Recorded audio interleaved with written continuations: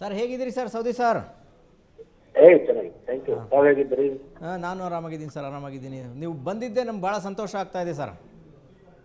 Thank you. ಹಾಂ sir.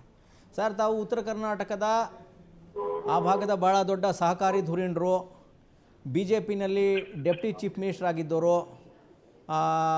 ಕಾಲದ ಒತ್ತಡವೋ ಏನೋ ತಾವು ಕಾಂಗ್ರೆಸ್ಸಿಗೆ ಬಂದ್ರಿ. ಕಾಂಗ್ರೆಸ್ ಹೈಕಮಾಂಡ್ನವರೇ ನಿಮಗೆ ಭರವಸೆಯನ್ನು ಕೊಟ್ಟಿದ್ದರು, ಫಸ್ಟ್ ಟರ್ಮಲ್ಲೇ ಮಂತ್ರಿ ಮಾಡ್ತೀವಿ ಅಂಥೇಳಿ.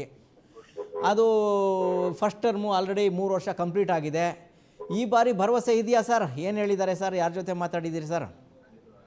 ನೋಡೋಣ, ಅದು ಕೆಲವು ಹೈಕಮಾಂಡು ಮತ್ತು ಮುಖ್ಯಮಂತ್ರಿಗಳು, ಮಾಜಿ ಮುಖ್ಯಮಂತ್ರಿಗಳು ತೀರ್ಮಾನ ಮಾಡ್ತಾರೆ. ನೋಡೋಣ.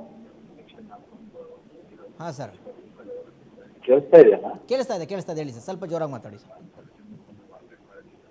ಮಾಜಿ ಮುಖ್ಯಮಂತ್ರಿಗಳಾಗಲಿ, 5 ವರ್ಷದ ಹಾಲಿ ಮುಖ್ಯಮಂತ್ರಿಗಳಾಗಲಿ, ಕೇಂದ್ರದ ವರಿಷ್ಠರು ಎಲ್ಲ ಕೂಡ ತೀರ್ಮಾನ ಮಾಡ್ತಾರೆ. ನೋಡೋಣ. ಹಾಂ ಸರ್. ಸರ್ ತಮ್ಮ ಕಾನ್ಸ್ಟಿಟ್ಯೂನ್ಸಿಲಿ ಜೊತೆಗೆ ಉತ್ತರ ಕರ್ನಾಟಕದ ಬಹುತೇಕ ಲೀಡರ್ಗಳು ನಿಮಗೆ ಕೊಡ್ತಾರಾ ಇಲ್ವಾ ಅನ್ನೋದು ಒಂದೇ ಒಂದು ಪ್ರಶ್ನೆ ಇಟ್ಕೊಂಡು ಕಾಯ್ತಾ ಇದ್ದಾರೆ. ಎಸ್ಪೆಷಲಿ ಬಿ ಜೆ ಪಿಯ ಜನ ಇದ್ದಾರಲ್ವಾ, ಸೌದಿರಿಗೆ ಸಿಗುತ್ತಾ ಇಲ್ವಾ ಅಂತ ಕಾಯ್ತಿದ್ದಾರೆ ಸರ್. ನೀವು ಹೋಪ್ ಹೆಂಗಿದೆ ಹೇಳಿ ಸರ್? ಮನಸ್ಸು ಬಿಟ್ಟು ಮಾತಾಡಿ ಸರ್, ಏನು ತೊಂದರೆ ಇಲ್ಲ. ಏನು ತೊಂದರೆ ಯಾವಾಗೂ ಆಗಿಲ್ಲ ನನಗೆ. ಹಾಂ ಸರ್. ಅದ್ರ ಬಗ್ಗೆ ಪ್ರಶ್ನೆ ಉದ್ಭವ ಆಗಲ್ಲ. ಒಂದು ಪಕ್ಷದಲ್ಲಿದ್ದಾಗ ಪಕ್ಷದ ತೀರ್ಮಾನಗಳು, ಆ ಪಕ್ಷದ ನಿರ್ಣಯಗಳಿಗೆ ಎಲ್ಲ ನಾವು ಭದ್ರಾಗಿರ್ಬೇಕಾಗುತ್ತೆ. ನೋಡೋಣ ತೀರ್ಮಾನ ಏನ್ ಮಾಡ್ತಾರೆ ಹೈಕಮಾಂಡ್, ಏನ್ ತೀರ್ಮಾನ ತಗೋತಾರೆ ಅದಕ್ಕೆ ನಾವೆಲ್ಲರೂ ಭದ್ರಾಗಿರ್ಬೇಕಾಗುತ್ತೆ. ಇರೋಣ. ಸರ್ ಸಿ ಎಂ ಜೊತೆ ಮಾತಾಡಿದ್ರಾ ಸರ್ ಡಿ ಕೆ ಶಿವಕುಮಾರ್ ಸರ್ ಜೊತೆ ಸ್ವೇರಿಂಗ್ ನಂತರ? ರಾಜ್ಯದ ಮುಖ್ಯಮಂತ್ರಿಗಳಾದ್ಮೇಲೆ ಅವ್ರ ಜೊತೆಗೆ ಮಾತಾಡದೇ ಇರ್ತಕ್ಕಂಥದ್ದು ಇರ್ತದ? ಮಾತಾಡ್ಲೇಬೇಕು. ಹಿಂದಿನ ಮುಖ್ಯಮಂತ್ರಿಗಳ ಜೊತೆಗೂ ಮಾತಾಡ್ತಾ ಇದ್ದೀವಿ, ಈಗಿನ ಮುಖ್ಯಮಂತ್ರಿಗಳ ಜೊತೆಗೂ ಮಾತಾಡ್ತಾ ಇದ್ದೀವಿ, ವರಿಷ್ಠರ ಜೊತೆಗೂ ಮಾತಾಡ್ತಾ ಇದ್ದೀವಿ. ಒಂದು ಪಕ್ಷದಲ್ಲಿದ್ದಾಗ ಆ ಪಕ್ಷದ ಚೌಕಟ್ಟಿನಲ್ಲಿ ಚರ್ಚೆಗಳು, ಅನಿಸಿಕೆಗಳು, ಅಭಿಪ್ರಾಯಗಳು, ವಿಚಾರಗಳನ್ನು ಹಂಚ್ಕೊಳ್ತಕ್ಕಂಥ ಸ್ವಾಭಾವಿಕ. ಎಲ್ಲರೂ ಮಾತಾಡ್ತಾ ಇರ್ತೀವಿ.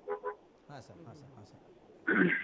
ಸರ್ ಸುರ್ಜೇವಾಲಾ ಮತ್ತು ರಾಹುಲ್ ಅವ್ರನ್ನೇನು ಭೇಟಿ ಮಾಡಿದ್ರೆ ಸರ್ ನಿನ್ನೆ ಮೊನ್ನೆ ಬಂದಿದ್ರಲ್ಲ ಮೊನ್ನೆ? ಇಲ್ಲ ಹೋಗಿಲ್ಲ ನಾನು. ನಿನ್ನೆ ಇರಲಿಲ್ಲ ನಾನು. ಹಾಂ. ಎಲ್ಲಿ ಕರ್ನಾಟಕದಲ್ಲಿ ಇದ್ದೀರಾ, ಡೆಲ್ಲಿಲಿ ಇದ್ದೀರಾ ಸರ್? ಇಲ್ಲ ನಾನು ಇಲ್ಲೇ ಕರ್ನಾಟಕದಲ್ಲಿ ಇದ್ದೀನಿ. ಹಾಂ ಸರ್. ನೀವು ನೆಮ್ಮದಿಯಾಗಿರೋದು ನೋಡಿದ್ರೆ, ಕೂಲ್ ಆಗಿರೋದು ನೋಡಿದ್ರೆ ನಿಮ್ಗೇನು ತೊಂದರೆ ಇಲ್ಲ, ಭರವಸೆ ಇದೆ ಅಂತ, ಲಿಸ್ಟಲ್ಲಿ ನಿಮ್ಮ ಹೆಸರು ಹೋಗಿದೆ ಅಂತ ಅನಿಸ್ತಾ ಇದೆ ಸರ್. ನೋಡಿ, ಅಧಿಕಾರ, ಅಂತಸ್ತು, ಆಯುಷ್ಯ ಯಾವು ಶಾಶ್ವತವಾಗಿರ್ತಕ್ಕಂಥದ್ದಲ್ಲ. ಬರ್ತಿರ್ತವೆ, ಹೋಗ್ತಿರ್ತವೆ. ಅದ್ರ ಬಗ್ಗೆ ಚಿಂತೆ ಮಾಡೋದು ಅನಾವಶ್ಯಕ. ಯಾವಾಗ ಬಂದಿರುತ್ತೆ ಅದ್ರದ್ದು ಸರಿಯಾಗಿ ಕೆಲಸ ಮಾಡಬೇಕು. ಬರದೇ ಇದ್ರೆ ನಮ್ಮ ಕ್ಷೇತ್ರ ಆಯ್ತು, ನಾವತ್ತು ಕೆಲಸ ಮಾಡ್ಕೊಂಡು ಇರ್ಬೇಕಾಗುತ್ತೆ. ಜವಾಬ್ದಾರಿ ಕೊಟ್ಟಾಗ ಜವಾಬ್ದಾರಿ ನಿರ್ವಹಿಸಬೇಕು. ಎಸ್ ಸರ್ ಸೌದಿ sir, thank you so much. ನೀವು ಮಾತಾಡೋದೇ ಕಡಿಮೆ ಆದರೂ ನಮ್ಮ ಜೊತೆ ಬಂದು ಮಾತಾಡಿದ್ರಿ, ಭಾಳ ಸಂತೋಷ. We wish you good luck sir.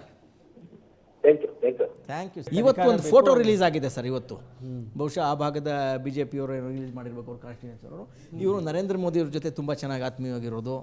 Amit Shah ಅವರು ಇವ್ರನ್ನ ಅಪ್ಕೊಂಡಿರೋ ಫೋಟೋ, ಸೌದಿಯವರು ಅಮಿತ್ ಶಾ ಅವ್ರನ್ನ ಅಪ್ಕೊಂಡಿರೋ ಫೋಟೋ ರಿಲೀಸ್ ಮಾಡಿ ಎಲ್ಲಿದ್ದಾರೆ ಈಗ ಸೌದಿಗೆ ಎಂಥ ಗೌರವ ಬಿ ಜೆ ಪಿ ಸಿಗ್ತಾ ಇತ್ತು, ಈಗ ಕಾಂಗ್ರೆಸ್ನಲ್ಲಿ ಕಾಣಿಸ್ಕೊತಾ ಇಲ್ಲ ಅವರು ಅನ್ನೋದು ಮಾಡಿ. ಬಹುಶಃ ಏನಾಗುತ್ತೆ, ಅನಿವಾರ್ಯ ಕಾರಣಕ್ಕೆ ಹೋಗಿರ್ತಾರೆ. ಈಗ ಜಗದೀಶ್ ಶೆಟ್ಟರು ಟಿಕೆಟ್ ಸಿಗ್ಲಿಲ್ಲ ಅಂತ ಅನಿವಾರ್ಯವಾಗಿ ಹೋದ್ರು, ಮತ್ತೆ ಬೇಗನೆ ವಾಪಸ್ ಬಂದ್ಬಿಟ್ರು.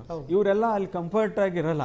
ಸುಮ್ಮನೆ ಏನೋ ಈಗ ಅದಕ್ಕೆ MLA ಆಗಿದ್ದೀನಿ, ಇರೋಷ್ಟು ದಿವಸ ಇರೋಣ, ಮತ್ತೆ ಇಲೆಕ್ಷನ್ ಬಂದಾಗ ವಾಪಸ್ ಬರೋಣ ಅಂತ ಕಾಯ್ತಾ ಇರ್ತಾರೆ. ಅಲ್ಲ, ಸೌದಿಯವ್ರನ್ನ ಕಳ್ಕೊಳ್ಳೋಂಥ ಸಾಹಸಕ್ಕೆ ಕಾಂಗ್ರೆಸ್ ಕೈ ಹಾಕತ್ತೆ ನಮ್ಗೇನು ಅನಿಸ್ತಾ ಇಲ್ಲ. ಬಹುಶಃ ಸೌದಿಯವರು ಅವ್ರ ಕ್ಷೇತ್ರದಲ್ಲಿ ಅವ್ರಿಗೆ ಒಳ್ಳೆ ಹಿಡಿತಾ ಇದೆ, ಕ್ಷೇತ್ರದಲ್ಲಿ ಪ್ರಭಾವ ಇದೆ, ಯಾವ ಪಕ್ಷದಿಂದ ಟಿಕೆಟ್ ಕೊಟ್ಟರು ಗೆಲ್ಲುವಂಥವ್ರು. ಬಟ್ ಅವ್ರಿಗೆ ಅಲ್ಲಿ ಕಂಫರ್ಟ್ ಝೋನಲ್ಲಿ ಇಲ್ಲ ಅಂತವ್ರು. ಒಂದೇನೋ ಒಲ್ಲದ ಮನಸ್ಸಿನಿಂದ ಏನಿಲ್ಲ, ಒಳ್ಳೆ ಖಾತೆ ಬಂದರೆ, ಒಳ್ಳೆ ಖಾತೆ ಕೊಟ್ಟರೆ ಕಂಫರ್ಟ್ ಝೋನಲ್ಲಿ ಬಂದ್ಬಿಡ್ತಾರೆ. ಆಮೇಲೆ ಅವ್ರಿಗೆ ಶಕ್ತಿ ಇದೆ, ಅದನ್ನು ಬಳಸ್ಕೊಳ್ಳೋದು ಕಾಂಗ್ರೆಸ್ ಪಕ್ಷಕ್ಕೆ ಬಿಟ್ಟಿದ್ದು. ಒಳ್ಳೆ ಪವರ್ಫುಲ್ ಇದು.